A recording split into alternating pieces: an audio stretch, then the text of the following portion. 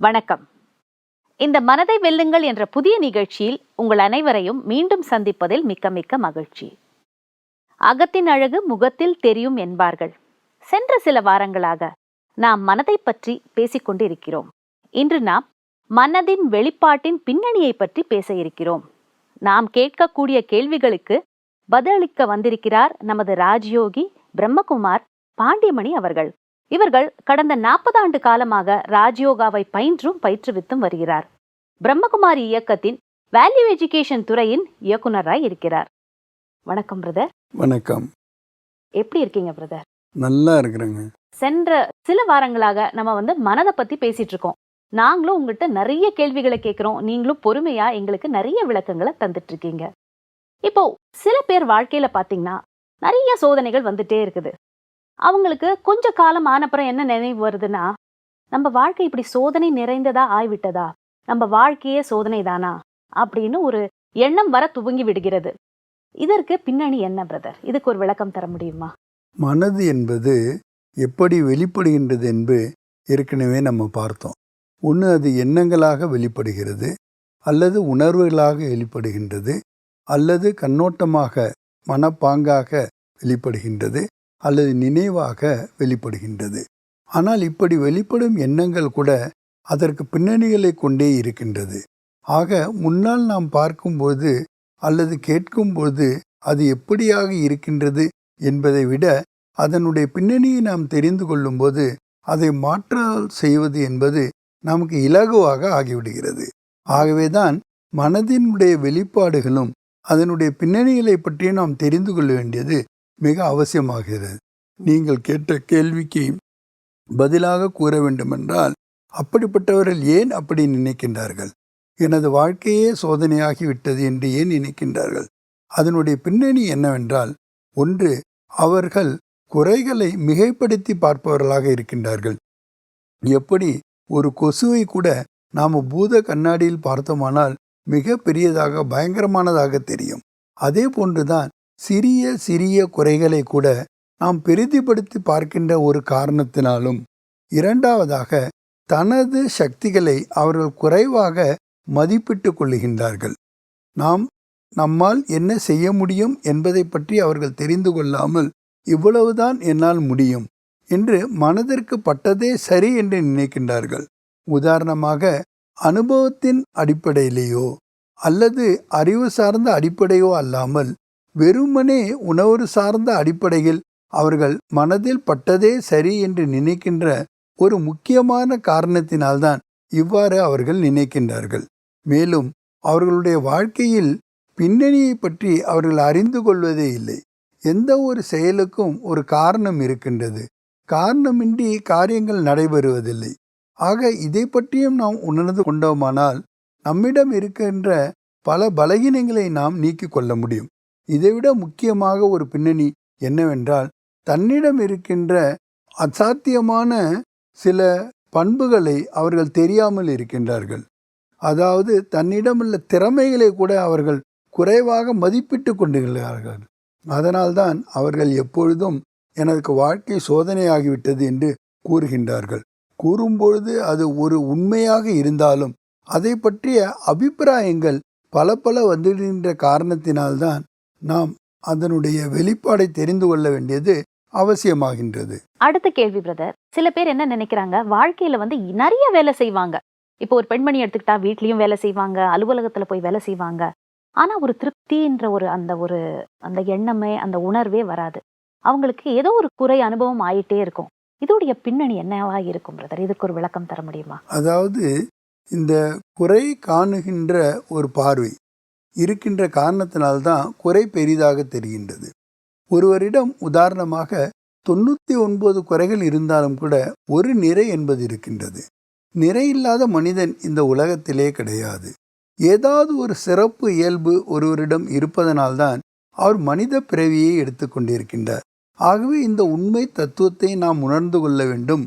எந்த ஒரு மனிதனாக அவர் பிறவி எடுத்திருந்தாலும், அவர் எப்படிப்பட்டவராக இருந்தாலும் நிச்சயமாக அவரிடம் ஒரு சிறப்பு இயல்பு, சிறப்பு தன்மை, சிறப்பு குணம் அவரிடம் நிச்சயமாக இருக்கும். அந்த குறையை நாம் பார்க்காமல் நிறைவை பார்க்க கொண்ட கண்ணோட்டம் நம்மிடம் இருந்தால் இந்த குறையை நாம் நிவர்த்தி செய்ய முடியும். ஆக நமது பார்வை எப்படி இருக்கின்றது என்பதை பொறுத்தும் நாம் அனைத்தையும் ஏற்றுக்கொள்ளக்கூடிய மனப்பாங்கு உடையவர்களாக இருக்க வேண்டும். முக்கியமான மனப்பாங்கு இந்த ஏற்றுக்கொள்ளக்கூடிய மனப்பாங்கு தான். எதை எப்படியோ அதை அப்படியே ஏற்றுக்கொள்ள வேண்டும். என்ன நடக்கின்றதோ அதை அப்படியே ஏற்றுக்கொள்ள வேண்டும். ஆனால் நமது மனதிற்கு அதை அப்படியே ஏற்றுக்கொள்ளக்கூடிய பழக்கம் இல்லை. நாம் எதையுமே ஒன்று மிகைப்படுத்தி பார்ப்போம் அல்லது அதை சிறியதாக்கி பார்ப்போம். உதாரணமாக, நமக்கு பிடித்தவர் ஒன்று செய்துவிட்டால் அது ஒன்றும் பெரிய குறையல்ல, குறையில்லாதவர்கள் இந்த உலகத்தில் யார் இருக்கின்றார்கள் என்றெல்லாம் நாம் கூறுவோம். அதே நமக்கு பிடிக்காதவர் அதே குறையை செய்துவிட்டாரானால், தப்பை செய்துவிட்டாரானால் அதை நாம் மிகவும் பெரியப்படுத்துவோம். இப்படியெல்லாம் நாம் தப்பு செய்யலாமா? செய்தால் அதை விட்டுவிடலாமா? விட்டுவிட்டால் இன்னைக்கு சமூகம் ஒரு டிசார்டரில் சென்று விடாதா? இவர்களை கண்டிப்பாக தண்டிக்க வேண்டும் என்றெல்லாம் நாம் கூறுகின்றோம். ஆக நம்மளுடைய பார்வை எப்படி, கண்ணோட்டம் எப்படி, அதை பொறுத்துதான் நாம் இதை பார்க்கிறோம். ஆகவே குறை காணும் அல்லது குறையை மிகைப்படுத்தக்கூடிய அந்த கண்ணோட்டத்தை நாம் நீக்கி கொண்டோமானால் இந்த பிரச்சனையிலிருந்து நாம் இலகுவாக வெளிவர முடியும். ரொம்ப சரியா சொன்னீங்க. அடுத்தது சில பேர் என்ன சொல்றாங்க, எனக்கு மனசு ரொம்ப இளகின மனசு, என்னை எல்லாரும் நோகடிச்சிடுறாங்க அப்படின்னு சொல்றாங்க. இதுக்கு பின்னணி என்னவா இருக்கும்? அதாவது அவர்கள் உள்ளதை உள்ளபடி பார்க்கக்கூடிய அல்லது எடுத்துக்கக்கூடிய அல்லது ஏற்றுக்கொள்ளக்கூடிய மனப்பாங்கில் அவங்க இருக்கிறதில்ல. ஒன்று அவங்களுக்குள்ள ஒரு மனதினுடைய திடத்தன்மை இல்லாமல் இருக்கிறனாலையும் ஒரு திண்மை இல்லாத காரணத்தினாலதான் இந்த மாதிரி அவங்க சொல்கிறாங்கன்னா அந்த நினைவை அவர்கள் வார்த்தைகளாக வெளிப்படுத்துகின்றார்கள். ஏனென்றால் நம்முடைய வார்த்தைகளும் செயலும் கூட நம்முடைய மனதை ஒட்டியேதான் இருக்கின்றது. மனதினுடைய செயல் அல்லது உணர்வுகள் அல்லது கண்ணோட்டங்கள் தான் வெளிப்படையாக வரும்போது அது ஒரு பேச்சாகவோ அல்லது செயலாகவோ வருகின்றது. ஆகவே ஒருவருடைய பேச்சில் இருந்து கூட அவருடைய மனநிலை என்ன, அவருடைய கண்ணோட்டம் என்ன, அதைவிட முக்கியமாக அவருடைய இன்டென்ஷன் என்ன. ஏனென்றால் இன்டென்ஷன் தான் முக்கியமானது. உதாரணமாக, யாராவது ஒரு தவறு செய்து விட்டார் என்றால் என்ன தவறு செய்தார் என்பதை விட அவர் எதற்காக செய்தார் என்பதற்காக தான் தண்டனை அதிகமாக இருக்கின்றது. ஒரே கொலையை 2 பேர் செய்கின்றார்கள். ஒருவர் உணர்ச்சி வகத்தில் செய்துவிட்டால் அவருக்கு தண்டனை குறைவாகத்தான் கிடைக்கின்றது. ஆனால் திட்டமிட்டு அந்த கொலையை ஒருவர் செய்தாரானால் அவருக்கு தண்டனை அதிகமாக இருக்கின்றது. காரணம், என்ன செய்கின்றோம் என்பதை விட எதற்காக செய்தோம் அல்லது எந்த ஒரு இன்டென்ஷனோட நாம் செய்தோம் என்பதை பொறுத்து தான் தண்டனை வழங்கப்படுகின்றது. அதே போன்றுதான் நாம் நமது மனித வாழ்க்கையில் கூட, தினசரி வாழ்க்கையில் கூட ஒரு துன்பத்தையோ அல்லது கஷ்டத்தையோ அல்லது கவலையையோ அல்லது மன இறுக்கத்தையோ நாம் அடைகின்றோம் என்றால் அதற்கு முக்கியமான காரணம் அதனுடைய இன்டென்ஷன் தான். அதனால்தான் நம்ம மன வெளிப்பாடுகளை பற்றி தெரிந்து கொள்ளும்போது, அதனுடைய பின்னணிகளை நாம் புரிந்து கொள்ளும்போது நாம் நம்முள் ஒரு விரும்பிய மாற்றத்தை கொண்டு வர முடியும். மாற்றம் என்பது நடந்து கொண்டே தான் இருக்கின்றது. ஆனால் நாம் விரும்பிய மாற்றத்தை நாம் கொண்டு வருவதற்கு இது அத்தியாவசியமாக ஆகின்றது. ரொம்ப அழகா சொன்னீங்க. சில பேர் என்ன ஃபீல் பண்றாங்கன்னா, அவங்களுக்கு உள்ள இருக்கிற அந்த உள் உலகத்துல இருக்கக்கூடிய குணங்கள் கூட அவங்களுக்கு தெரியாது. ஆனா என்ன ஃபீல் பண்றாங்க, என்ன எல்லாரும் தனிமைப்படுத்துறாங்க, நான் தனிமையை உணர்கிறேன் அப்படிங்கிறாங்க. என்ன குணத்தால அவங்க தனிமைப்படுத்தப்பட்டாங்கன்னு அவங்களுக்கு தெரியல, பட் நான் தனிமையா இருக்கேன்னு ஒரு ஃபீலிங் வருதுன்னு சொல்றாங்க. இதுக்குடைய பின்னணி என்னவாக இருக்கும்? இதுக்கு ஒரு விளக்கம் தர முடியுமா? சந்தேகத்துக்குரியவர்களை நம்பி விடுறாங்க. இது ஒரு முக்கியமான காரணம். 2வது, யாரை சந்தேகப்படணுமோ அவர்களை நம்புறது மாதிரியே யாரை சந்தேகப்படக்கூடாதோ அவர்களை சந்தேகப்பட ஆரம்பித்து விடுகிறார். அதனால தான் அவங்க எப்போதுமே தன்னை என்ன நினைக்கிறாங்கன்னா, நான் தனிமைப்படுத்தி விட்டுவிட்டேன் என்று நினைக்கின்றார்கள். ஆகவே நாம் முதலில் யாரை நம்ப வேண்டும், எந்த அளவு நம்ப வேண்டும் என்பதை புரிந்து கொள்ள வேண்டும். இதற்கு நமக்கு அறிவுத்திறன் மிகுவாக உதவி செய்கின்றது. நாம் மனதளவிலேயே செயல்களை செய்து கொண்டோம் இருந்தாமானால், உணர்வு பூர்வமாகவே காரியங்களை செய்து கொண்டு இருந்தோமானால் இந்த பிரச்சனைகள் வருகின்றன. நாம் அறிவுபூர்வமாக சுய ஆய்வு செய்து நாம் ஆராய்ச்சியின் மூலமாக நமது கடந்த கால வாழ்க்கையினுடைய அனுபவங்களுடைய ஆதாரத்தில் நாம் இவற்றை நோக்கினோமானால் இதிலிருந்து நம்மால் இலகுவாக வெளிவர முடியும். இன்றைய உலகத்திலே நாம் பார்க்கின்றோம், அறிவியல் எவ்வளவு முன்னேறி இருக்கின்றன, சாதனங்கள் எவ்வளவோ நமக்கு கிடைத்திருக்கின்றன. சுகத்திற்கான சாதனங்களும் நாளுக்கு நாள் பெருகிக் கொண்டே வருகின்றது. நமது வாழ்க்கையின் ஓட்டமோ அதிவேகமாக ஆகிக் கொண்டிருக்கின்றது. இந்த சூழலிலே நாம் இப்பொழுது பார்க்கின்றோம், மனிதர்கள் அனைவரும் தனிமைப்படுத்தப்படுகின்றார்கள். முதலில் கூட்டு குடும்பமாக இருந்த நாம் பிறகு நியூக்ளியர் குடும்பமாக ஆனோம். ஆனால் இன்று ஒரு அதிர்ச்சிகரமான தகவல் என்ன என்றால், மோர் தென் 60%, 60% மேலாக டிபார்ட்டட் ஃபேமிலி என்று கூறுகிறார்கள். கணவன் மனைவி கூட ஒன்றாக வாழ்வதில்லை, தனித்தனியாக இருக்கின்றார்கள். அதனால் அந்த குழந்தைகளுடைய வாழ்க்கை மிகவும் இருண்டு விடுகின்றது. பல பிரச்சனைகளுக்கு ஆளாகின்றார்கள். ஆக இன்று நாம் நம்மளுடைய தொலை தொடர்பு மூலமாக நெருக்கமாக ஆவதற்கான வாய்ப்புகள் அதிகம் இருந்தாலும் மனதளவில் நாம் விடுபட்டவர்களாக தனிப்பட்டவர்களாகவே ஆகிவிடுகின்றோம். ஆகவேதான் நிறைய பேருக்கு இந்த தனிமையினுடைய பிரச்சனை அதிகமாக இருக்கின்றது. ஏனென்றால் முதல் மாதிரி மனம் விட்டு பேசுவதற்கோ வேறு யாருமே கிடைப்பதில்லை. நாம் யாரிடம் போய் உண்மையை கூறுவது என்று கூட பயப்படுகின்றார்கள். ஏனென்றால் மனிதன் இயந்திரத்துடன் வாழ பழகி கொண்டான். அந்த இயந்திரம் அதற்கான எந்த ஒரு பிரதிபலனையும் கொடுப்பதில்லை. ஏனென்றால் எப்படி ஒரு கணினியானது எதை நாம் கொடுக்கின்றோமோ அதையே ப்ராசஸ் செய்து அவுட்புட்டாக கொடுக்கின்றது. ஆக நாம் நம்மளுடைய எதிர்மறையான எண்ணங்களையோ எதிர்மறையான உணர்வுகளையோ எதிர்மறையான கண்ணோட்டத்தையோ அல்லது எதிர்மறையான நினைவோ நாம் அதில் கொடுத்தோமானால் அது அதனுடைய பலனாக திரும்ப அதுவே கொடுக்கின்றது. ஆனால் மனித வாழ்க்கை என்பது அப்படிப்பட்டதல்ல. உறவு முறைகளோடு வாழக்கூடிய ஒன்றாகும். அந்த உறவு முறைகள் நம்மிடம் அதிகமாக இருந்தால் நாம் அதிலிருந்து விடுபட முடியும். உதாரணமாக நட்பு என்பது ஒரு முக்கியமான அங்கமாக இருக்கின்றது. ஆனால் இன்று யார் ஒருவரும் யாரிடமும் நட்பு கொள்வதற்கே தயாராக இருப்பதில்லை, பயப்படுகின்றார்கள். உதாரணமாக ஒரு பயணத்தை நாம் மேற்கொள்கின்றோம் என்று வைத்துக் கொள்ளுங்கள்.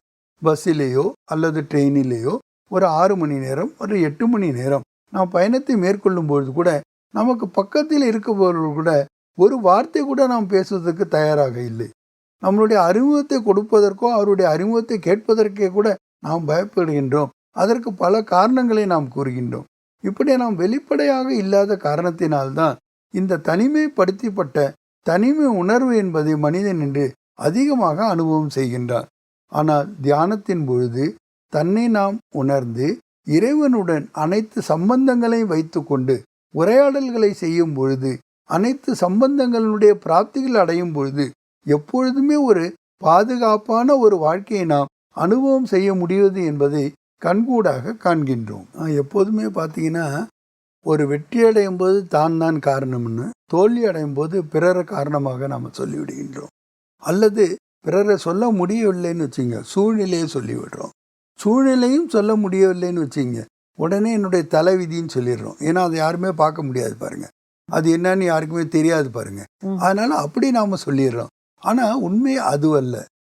நாம் குறையை ஏற்றுக்கொள்வதற்கு தகுதியாக இல்லை, அல்லது நாம் அதை ஏற்றுக்கொள்ளக்கூடிய மனப்பாங்கில் இல்லை என்று தான் கூற வேண்டும். நமக்கு ஒரு தவறு இழைக்கப்பட்டு இருக்கின்றது என்றால் முதலில் அந்த தவறை ஏற்றுக்கொள்வதற்கான மனப்பாங்கு நம்மளிடம் இருக்க வேண்டும்.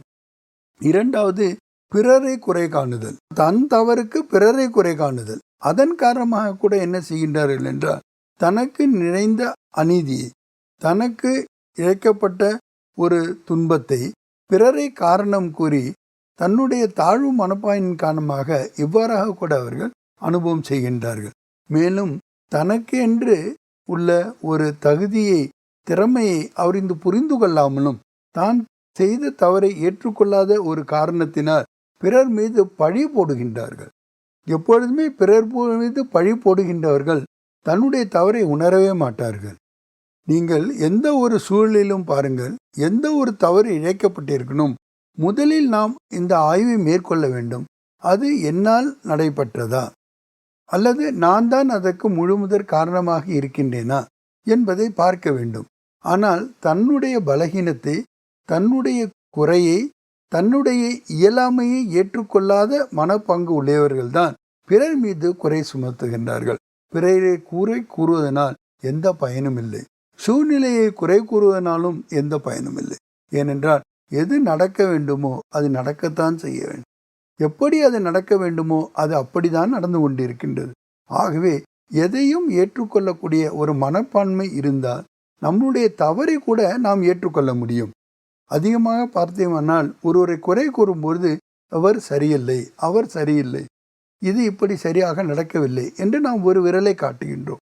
ஒரு விரலை, ஆட்காட்டி விரலை பிறரை நாம் காட்டும் பொழுது, குறை காணும் பொழுது மற்ற 3 விரல்கள் நம்மை நோக்கி இருக்கின்றன. இது எதை குறிக்கின்றது என்றால், பிறரை குறை கூறுவதன் முன் உனது குறையை நீ உணர்ந்து கொள். ஏனென்றால் உனது குறையை நீ உணர்ந்து கொள்ளும் பொழுதுதான் நீ உன்னை திருத்திக் கொள்ள முடியும். நீ அதனுடைய உண்மை நிலையை உணர்ந்து கொள்ள முடியும், கண்டு கொள்ள முடியும். இதற்கு நமக்கு தெய்வீகமான புத்தி என்பது அதி அவசியமாக இருக்கின்றது. அந்த புத்தி தீவிரமாக இருந்ததுன்னா இந்த தவறுகளை நாம் ஒருபொழுதும் செய்ய மாட்டோம்.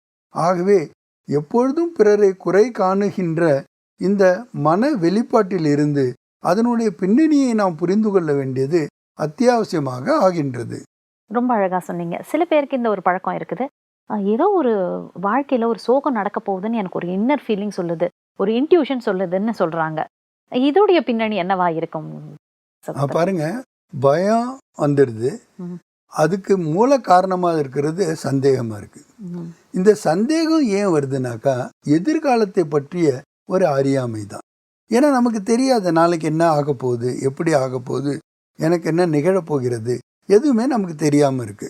ஒன்று கடந்த காலத்தை பற்றிய நினைவிலேருந்து நாம் விடுபடணும். ஏன்னா அது தேவையற்றதாக இருக்கிறது, வீணானதாக இருக்கின்றது, பயனளிக்க முடியாததாக இருக்கின்றது. அதிலிருந்து நமக்கு கிடைக்கக்கூடிய ஒரே ஒரு பலன் என்னென்றால் நாம் அதிலிருந்து கற்றுக்கொள்ளுகின்றோம், அவ்வளவுதான். ஆனால் எதிர்காலத்தை பற்றி நினைக்கும் பொழுது நம்முடைய திட்டமிடல் சரியாக இல்லை என்றால், நம்மளுடைய உயர்ந்த நோக்கு சரியாக இல்லை என்றால், எதிர்காலத்தை பற்றிய நம்மளுடைய கணிப்பு சரியாக இல்லை என்றால் இந்த பய உணர்வு வருகின்றது. ஆக மனதினுடைய பயம், மனதினுடைய படபடப்பு, மனதினுடைய இயலாமை, இதுதான் இந்த பின்னணியாக இருக்கின்றது என்பதை நாம் உணர்ந்து கொள்ள வேண்டும்.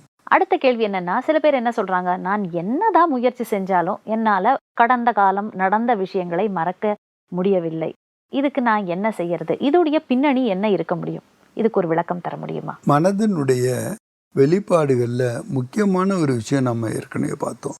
எதை நாம் நினைக்கணும்னு நினைக்கிறோமோ அது நினைக்க முடியாமல் போயிடுது. எதை மறக்கக்கூடாதுன்னு நினைக்கிறோமோ அதை நம்ம மறந்துடுறோம். அதுக்கான காரணங்கள் என்னங்கிறத நாம் பார்த்தோம். அதை ஒட்டியே தான் இது இருக்கின்றது. இதற்கும் பல காரணங்கள் இருக்கின்றன. ஒன்று நாம் பிறர் மீது நாம் குறை கூறுகின்றோம். இதனால தான் இப்படி நடந்தது, இவங்களால தான் இது இப்படி நடந்தது, இப்படி நடக்காமல் இருந்திருந்தால் நல்லா இருக்கும். அப்படியெல்லாம் நாம் எதை திருத்த முடியாதோ அதை திருத்துறதுக்கான முயற்சியிலே நாம் இருந்துடுறோம். இன்னொரு பழக்கம் என்னென்னா, சில பேருக்கு சுமையை சேர்த்து கொண்டே இருப்பார்கள். சுமையை இறக்கி வைக்கிற பழக்கம் இருக்காது. இதுக்கு ஒரு உதாரணம் சொல்ல போனோம்னா, இந்த சுமை தூக்கக்கூடிய தொழிலாளிகளை பார்த்தீங்கன்னா எப்போதும் சுமை மேலே தான் போய் உட்காந்துருப்பாங்க. அவங்க சேரில் போய் உட்கார மாட்டாங்க. ஏன்னா அது ஒரு பழக்கமாயிடுது. அதே மாதிரி நம்மளுடைய ஒரு பலகீனமானது பழைய பழக்க வழக்கம் என்னன்னா, சுமைகளை நம்ம தூக்கி கொண்டே இருக்கிறது. எது நடந்து முடிந்ததோ அதை பற்றியே நினைத்து கொண்டே இருப்பது. அதனால எந்த ஒரு பிரயோஜனமும் நம்ம கிடையாது. அந்த கடந்த கால வாழ்க்கையிலேருந்து, கடந்த கால நிகழ்வுலேருந்து நமக்கு என்ன கற்றுக்கொள்ள வேண்டுமோ அதை கற்றுக்கொள்ளக்கூடிய ஒரே ஒரு லாபத்தை தவிர வேற எந்த லாபமும் இதில் கிடையாது. எப்போ என்னால் மறக்க முடியல அப்படின்னாக்கா, நாம் பிறர் மீது உள்ள குறைகளை கூறுவதனாலையும் அந்த குறையை மிகைப்படுத்தி பார்க்கறதுனாலையும் தான் நாம் இந்த மறக்க முடியாமல் இருக்கின்றோம். ரெண்டாவது, நம்ம ஏற்கனவே பார்த்த மாதிரி மன்னிக்கக்கூடிய தன்மை இருக்கணும். யாராவது ஒருத்தவங்க தவறுதலாக நடந்து கொண்டால் கூட ஏதோ ஒரு தீய குணத்தினுடைய வசத்தினால தான் இவங்க நடந்துட்டாங்க, உண்மையிலே அவங்க அப்படி கிடையாது, உண்மையிலே அவங்க நல்லவர்கள் தான், எப்போதும் நன்மையை செய்யக்கூடியவர்கள் தான், நமக்கு நன்மையை செய்யக்கூடியவர்கள் தான் என்று நாம் நினைத்தோமானால் அவர்களை நம்மால் மன்னிக்க முடியும். அந்த மன்னிக்கக்கூடிய மனப்பான்மை வரும்பொழுது தான் மறக்கக்கூடிய இயல்பும் நமக்கு வந்து விடுகின்றது. ஆகவே தான் மறக்காமல் இருக்கின்றோம், நான் நினைத்து கொண்டே இருக்கின்றோம் என்றால் அது பிறருடைய தவறல்ல, நம்மளுடைய தவறாகவே இருக்கின்றது. ஆக நம் தவறை நாம் உணர்ந்து திருத்தி கொள்ள வேண்டும். பிறர் மீது நமக்கு ஆற்றாமை இருந்தால் கூட நாம் இதை திருத்தி கொள்ள முடியாது. பிறருக்கு எப்பொழுது பார்த்தாலும் யாரை பார்த்தாலும் ஏதாவது ஒரு ஆற்றாமை வெளிப்படுத்தி கொண்டே இருப்பார்கள். அப்படிப்பட்ட ஒரு தீய ஒரு பழக்கம் நம்மிடம் எப்பொழுதுமே இருக்கக்கூடாது. ரொம்ப அழகா சொன்னீங்க. எனக்கு இப்போ ஒரு சின்ன டவுட் என்னன்னா, தியானத்தை யூஸ் பண்ணி இந்த மாதிரி பின்னணியில இருக்கக்கூடிய இந்த மனதின் வெளிப்பாடுகளிலிருந்து விடுதலை அடைய முடியுமா? இதுக்கு ஒரு சின்ன வழி நீங்க எங்களுக்கு கத்துக் கொடுக்க முடியுமா? பாருங்க, தியானத்தினுடைய முக்கியமான ஒரு செய்முறையில இருக்கக்கூடிய பகுதி என்னன்னா சுய கண்ணோட்டம், அதாவது சுய ஆய்வு. நம்மை நாம ஆய்வு செய்கின்றோம். நம்மை என்றால் நான் கூறுவது நம் மனதை முதலில் பார்க்கின்றோம். நாம் மூன்றாவது மனிதராக இருந்து சாட்சியாக இருந்து நாம் அந்த மனதை பார்க்கின்றோம். அப்படி பார்க்கும்பொழுது தான் தெரிகின்றது என்னுடைய மனதினுடைய வெளிப்பாடுகள் எந்த பின்னணியில் வருகின்றன என்று. ஆக அந்த பின்னணியை நாம் சரி செய்து கொண்டு விட்டோமானால் அதனுடைய வெளிப்பாடுகளை நாம் மாற்றி அமைத்து விட முடியும். வெறுமனே பலமுறை நாம் என்ன கூறுகின்றோம் என்றால், என் மனதில் ஏன் இப்படிப்பட்ட எண்ணங்கள் வருகின்றன, ஏன் எப்படிப்பட்ட எதிர்மறையான உணர்வுகள் வருகின்றன, ஏன் என்னுடைய கண்ணோட்டம் எப்பொழுதும் இப்படி எதிர்மறையாக இருக்கின்றது, இப்படியெல்லாம் கேள்விகள் கேட்கின்றோமே தவிர அந்த ஏன், எதற்கு, எப்படி என்பதற்கான பதில் நமக்கு கிடைப்பதில்லை. தியானத்தினுடைய ஒரு ஆழமான ரகசியம் என்னவென்றால், இந்த ஏன், எதற்கு, எப்படி என்ற கேள்விகளுக்கெல்லாம் பதிலை இது நமக்கு கொடுத்து விடுகின்றது. ஏனென்றால் மனதினுடைய ஒரு அளப்பரிய ஆற்றல் என்னவென்றால், இது தன்னைத்தானே பார்க்கக்கூடிய சக்தி உடையது. நாம் இப்போ ஒரு கண்ணாடியில் பார்க்குறோன்னா நம்மளுடைய உடலை நம்ம திரும்ப பார்க்கின்றோம். ஆனால் நம்மளுடைய மனதை பார்ப்பதற்கு எந்த கண்ணாடியும் இந்த உலகத்தில் கிடையாது. ஏனென்றால் அது அதிசூக்ஷமமானது. அது நம்ம இந்த ஸ்தூலமான கண் மூலமாக பார்க்கக்கூடிய ஒன்று அல்ல. ஆனாலும் அதை ஆராய்ந்து பார்ப்பதற்கு அந்த மனதை ஏன் நாம் பயன்படுத்த முடிகின்றோம்? இது ஒரு அதிசயமான விளக்கமாகும். மனதை கண்டுகொள்ள மனதையே பயன்படுத்தி அந்த மனதின் மூலமாகவே அதனுடைய பின்னணிகளை நாம் சரி செய்ய ஒரு வாய்ப்பு நமக்கு அளிப்பதே இந்த தியானமாகும். ஏன்னா தியானத்தின் பொழுது நாம் நம்மளுடைய உள் உணர்வுகளை கண்டுகொள்ள முடிகின்றது. வெறுமனே என்னுடைய எண்ணங்கள் என்ன என்பது மட்டும் நாம் பார்ப்பதில்லை, அதற்கான உணர்வுகள் என்ன, காரணம் என்ன என்பதை நாம் கண்டுகொள்ள முடிகின்றது. ஆக அப்பொழுதே என்னுடைய திவ்ய புத்தியின் காரணமாக, அந்த அறிவு சார்ந்த நோக்கத்தின் காரணமாக, என்னுடைய அனுபவத்தின் ஆதாரத்திலேயே நான் அந்த உணர்வுகளை மாற்றி அமைத்து விடுகின்றேன், கண்ணோட்டத்தை மாற்றி அமைத்து விடுகின்றேன். அப்பொழுது எண்ணமும் மாறிவிடுகின்றது, என்னதனுடைய வெளிப்பாடுகளும் மாறிவிடுகின்றன. பிரதர், இந்த நிகழ்ச்சியில எங்க எல்லோருக்குமே மனதின் வெளிப்பாட்டுடைய பின்னணிகளை பத்தி ரொம்ப தெளிவா எக்ஸ்பிளனேஷன் கொடுத்துருக்கீங்க. ஐ திங்க் சில பின்னணிகளை தான் நம்ம பார்த்திருக்கோம். இதன் தொடர்ச்சியா அடுத்த நிகழ்ச்சியிலையும் நம்ம இந்த பின்னணிகளை பத்தி பார்க்கலாம். இன்று இங்க வந்தமைக்கு மிக்க மிக்க நன்றி. வணக்கம். நன்றி, வணக்கம்.